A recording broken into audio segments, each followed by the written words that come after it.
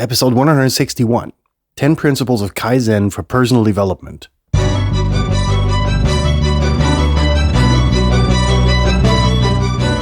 You're listening to the very best podcast in the world on health, wealth, and happiness. Please remember to leave a review and share with all your friends and family. And here is your host, Lars Hilser.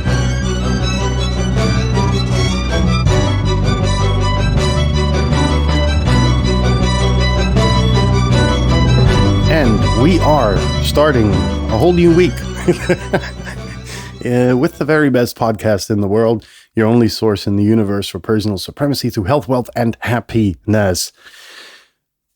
So, I was contemplating this episode with all its ins and outs and do's and don'ts and whatever not for the entire fucking weekend and how I should present it.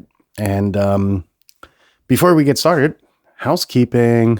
So if this episode or any of the others, if you are a loyal subscriber, if not, go to theverybestpodcastintheworld.com and subscribe to make sure that you get all the latest episodes and can roll back to all the old ones and the gold ones and whatever. In sharing and caring, that's what this podcast is essentially about, is meant in whatever, share the fucking episode.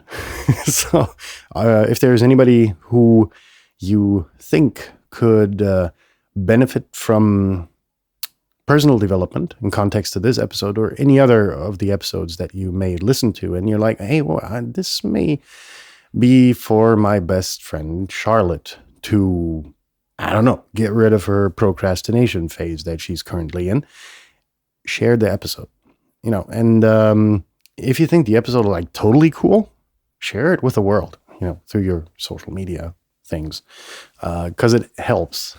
Not necessarily the show, because you've probably, noticed by now that I still haven't started monetizing it.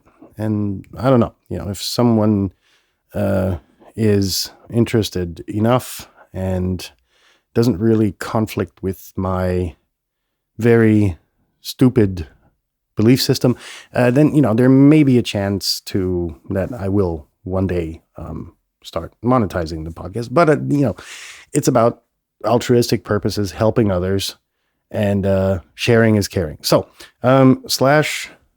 housekeeping over, whatever. This episode is very special in that it's going to be pretty long, as you have probably noticed, because we're going to go through Kaizen, but with a twist. Now, Kaizen is this very interesting Japanese philosophy and translates pretty much to continuous improvement, I think. May have to ask specialists, but that's what the literature says. And it's been a part of organizations and includes everyone in continuously questioning the status quo, meaning processes and, whatever, and improving them upon finding faults, or, perhaps they've been revamped or are outdated or whatever the fuck, they're not up to date anymore and need to be improved.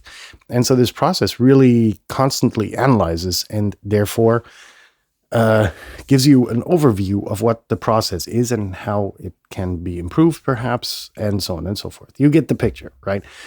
What I've done is to remap some of those principles to personal development, because I can.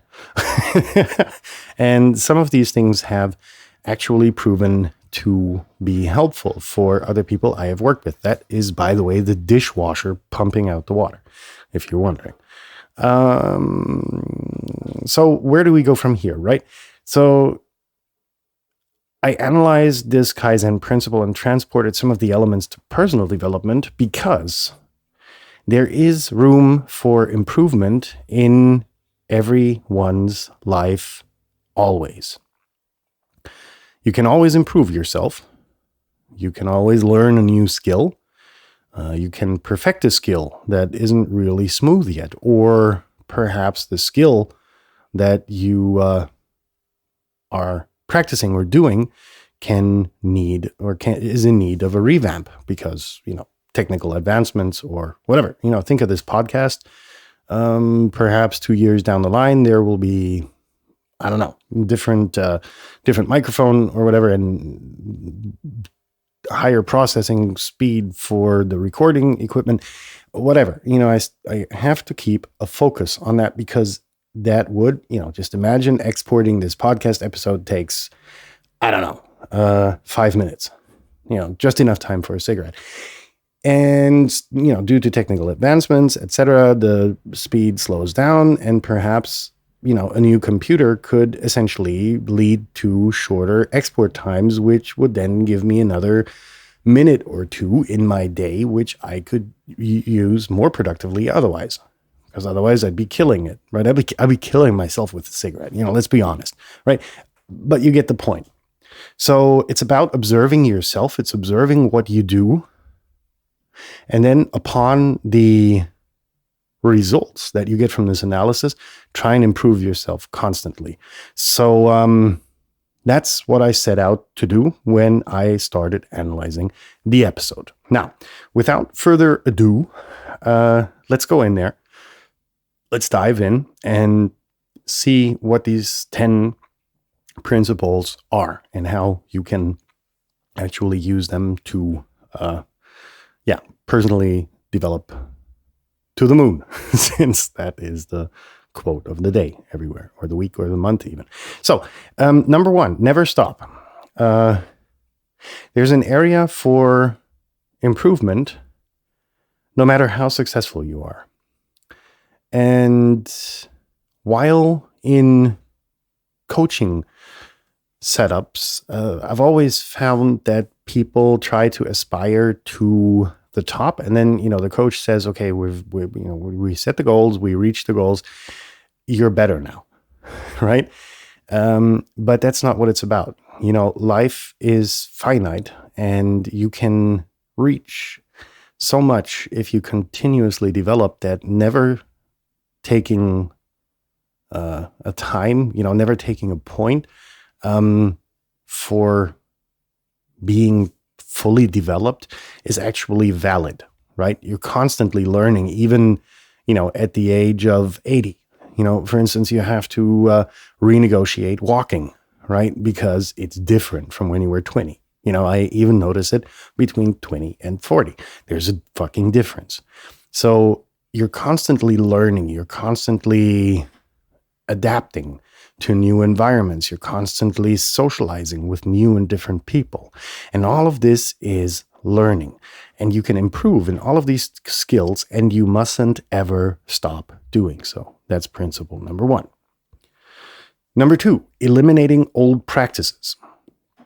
And that goes to say to let go of former habits, even if they seemed to have some benefit to you at that time. And I think that's pretty self-explanatory. You kind of get into habits and they stick, and then your life changes, but you still have those habits around, right? So trying to think of the most stupid example that I can. Getting up in the morning, for instance. You think of yourself in the workforce. God damn it, what a stupid word. Think of your working self, and then think of your retired self, right? Is there any fucking reason on the planet you should be setting your alarm clock to 7 o'clock in the morning to get up? Why? You've done that for 40 years. Why in the fuck should you do that? However, ask around with friends of yours or, relatives that are retired.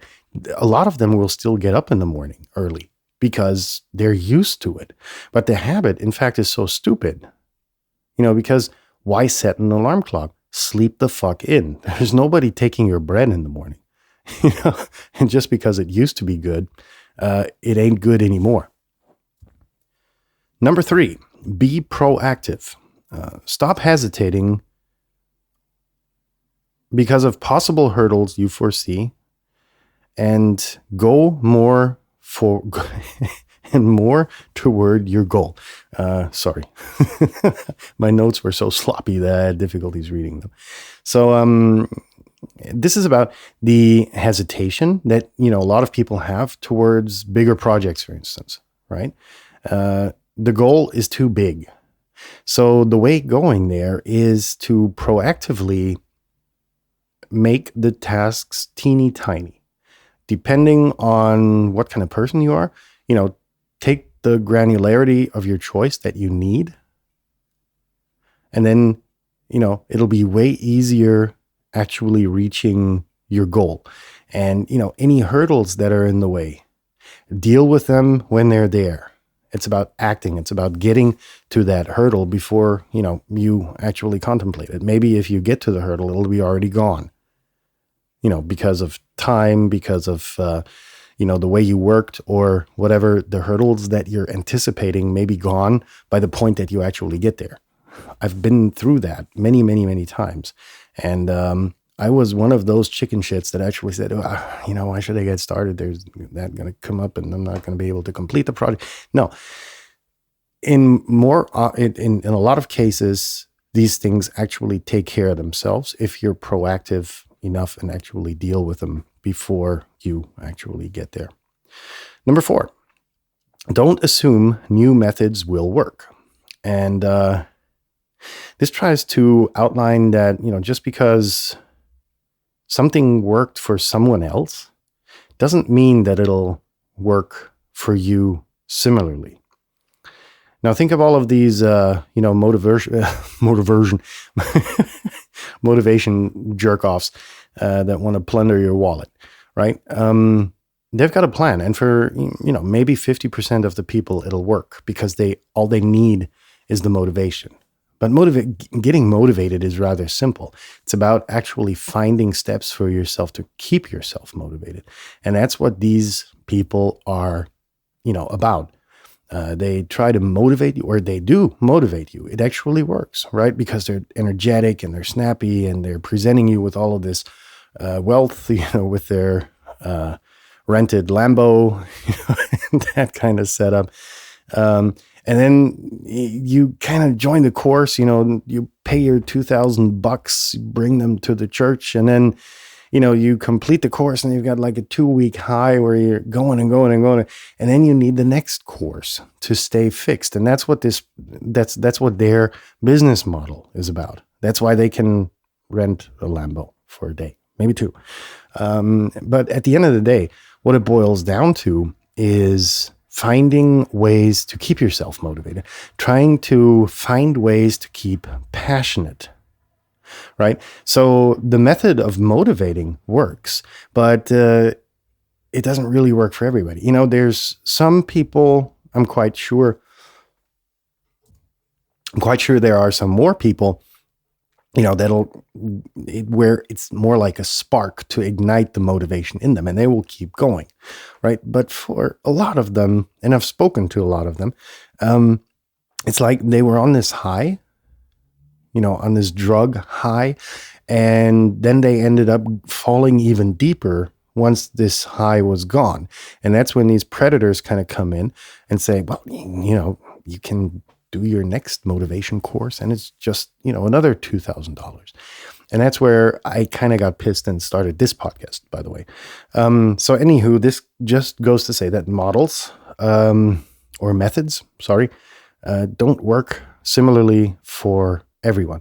So it's about taking a method, analyzing it for yourself, trying for yourself, and then adapting it for you and for yourself and for your maximization of your, whatever it is, productivity, happiness, or so on and so forth. Number 5, make corrections. Recognize the areas in your life that can use improvement and make relevant corrections to help you progress. So I think that's pretty fucking self-explanatory. Enough said, hands down. It's about analyzing your day. We've done this in the Friday exercises, right? It's about analyzing your day, analyzing your habits, and being very realistic in what you can adapt, what you can change, what you can improve, and so on and so forth. And if you have difficulties being honest with yourself, and that's not a fucking sin, that's something a lot of people struggle with. They have a very rather large ego based on false assumptions because they think they're perfect. But the outside world, the feedback you get from your friends and family, if they're honest to you, is worth so much more. And you should always include that in, particularly this correctional process, making the corrections that actually will help you progress. Number 6, empower everyone to speak up. And this goes to the methodology of Kaizen in that everyone in the organization is included in the process, from, the belt worker down up to the CEO.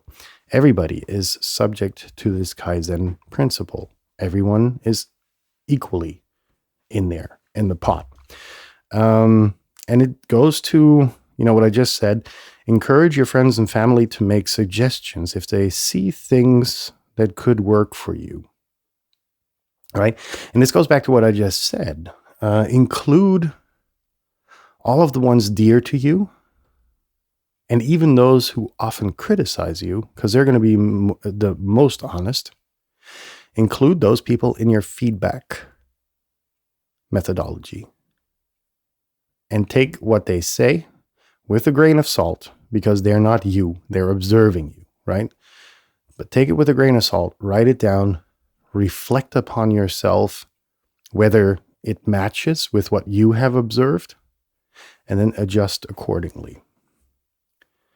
Number 7, crowdsource. And that goes to say that, you can learn from other people and get new ideas on things you can add to your routines to create continuous improvement. And that's an interesting approach. Learning from other people.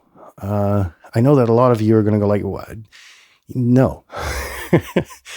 But I have to start out differently. I was pretty much the same in that I would reject advice from all of these motivational people, from all of these structural thinking people, from all of these people who try to give you fixed routes on how you can presumably improve yourself, right?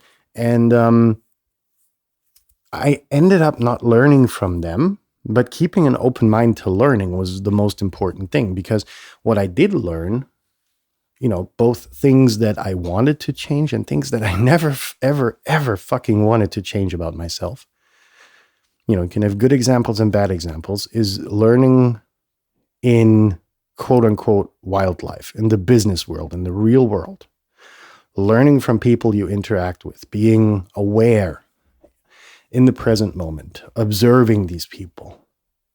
There's some people you may envy because, or look up to, let's say look up to, because they're, structurally well planned throughout their day. Question is that for you? Do you want to be one of these anal people that's got, tidy desk and, if that, yeah, okay, that's good. Go for it. But there are people who are not that. However, taking the basics of these people, of how these people work, without the clean desk, just the methodology without the outcome, may be very valuable. So that's about the crowdsourcing aspect. Number 8, practice the 5 why method. So by continuing to ask yourself why, you are likely to find the real reason behind a problem. And, those of you who have kids will know how bothering it can be to hear the why question about a gazillion times a day. But we get untrained to ask this question very quickly in school, because you've got these know-it-all teacher assholes up in front. Some of them are good. Most of them are just, useless. And they kind of get rid of the why because they presume to have all the answers. And they don't, but they make us believe so. And that's why we eventually stop asking why and stop being inquisitive, because we think that we're learning everything in school, and that gets kind of like hammered into our heads. And then we're like, okay, there's no need to ask why anymore because I know everything. Wrong. That just doesn't play out like that. So, it's about asking these why questions that makes us progress in life, that we learn, right? And so it's, to ask yourself, why am I doing this? Why have I not approached the problem in a different way? Just to give you a stupid idea, the other day I was in the garden, and we've got this wine plant. Is it called a wine plant? I don't know. And I was building kind of like a thing of fixture for it so that it would grow into the direction we wanted it. I don't know the technical term for that. Anyhow, and I was sitting there I was standing there, with the chainsaw and with the screwdrivers and screws and wood and whatever not. And I constructed something that ended up to be totally cool. But it was a long way to get there because it was a monster task for one person to do. But it would have been easier for two. So I had to improvise. And I just remember, because the boards that I wanted to cut, they were a certain length, so they would tip over on the other side. So I took a fucking piece of duct tape and just, duct tape the thing to the board that I wanted and then cut it off on the other side. But it's about this improvising thing, which a lot of people really, really, really forget about, and they suck at it. And there was a very famous quote by, I think it was Bill Gates, supposedly said that, he would always hire a lazy person to entrust with a problem, because a lazy person will get it done faster, right?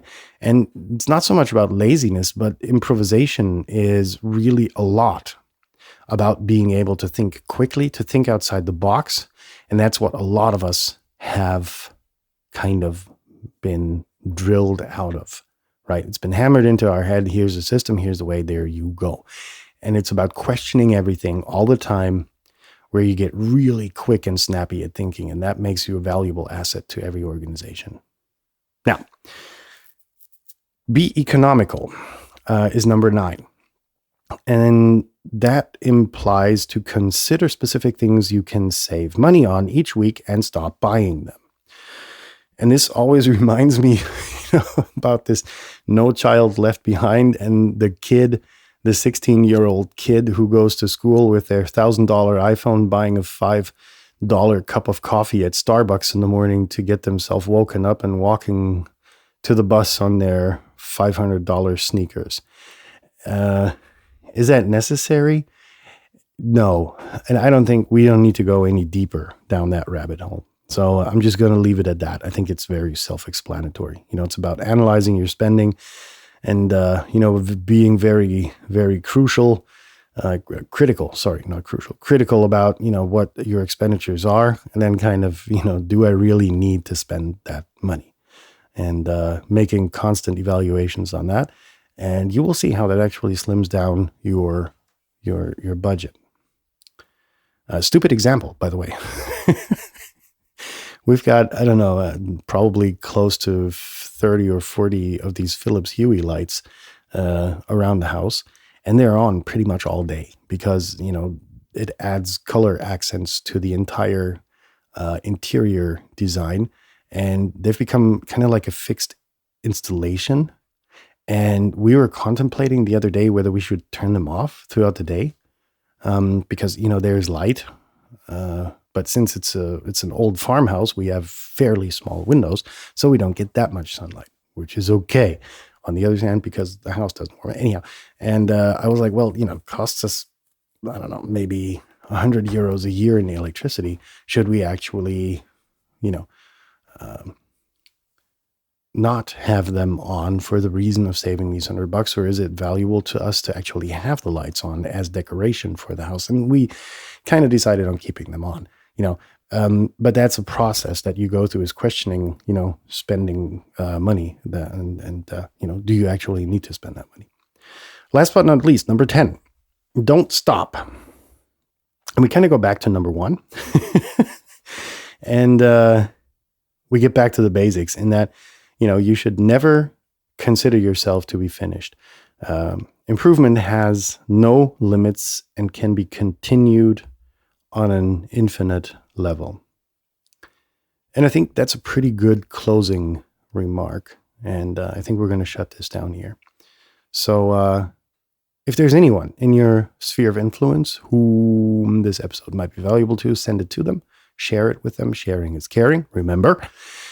And make sure to subscribe to the very best podcast in the world on theverybestpodcastintheworld.com. And if you have questions, criticism, feedback, whatever, email it to theverybestpodcastintheworld@gmail.com. Have a successful rest of your Monday, please.